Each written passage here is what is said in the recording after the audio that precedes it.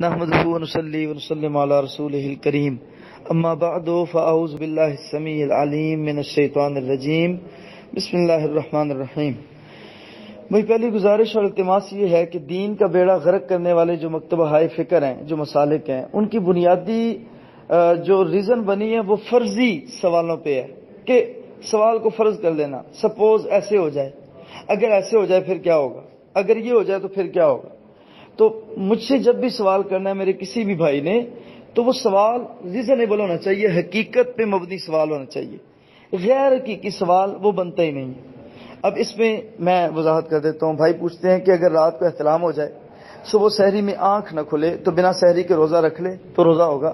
بھائی پہلی بات یہ ہے کہ رمضان المبارک کی راتوں میں آپ ظاہر ہے قیام کرتے ہیں، آپ راتوں کو قرآن کریم پڑھتے ہیں، پھر گرمی کی راتیں ہیں، چھوٹی چھوٹی راتیں ہیں، ان میں پہلی بات کی نیند نہیں آتی، چلو مان لیا سو گیا، احتلام ہو گیا، تو بھی سحری میں اٹھنا چاہیے۔ فرضی روزے میں ہم سمجھتے ہیں کہ سحری ضرور کرنی چاہیے، وہ اس لیے کہ یہ 30 لگاتار روزے ہیں، ٹھیک ہے۔ نفلی روزے میں ہم یہی کہتے ہیں کہ سحری شرط نہیں ہے۔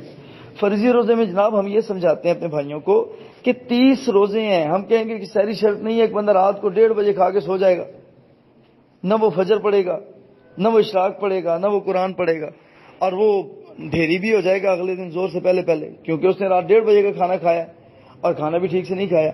تو بھائی سحری میں اٹھنا ضروری ہے، تو جب سحری میں اٹھے گا تو انشاءاللہ وہ لازماً جو ہے وہ غسل کرے گا، ٹھیک ہو گیا۔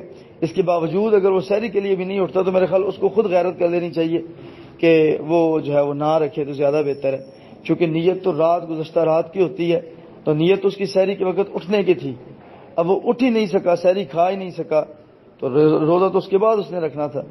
میرے خیال وہ پھر اس میں احتیاط ہی کرے۔ بارک اللہ۔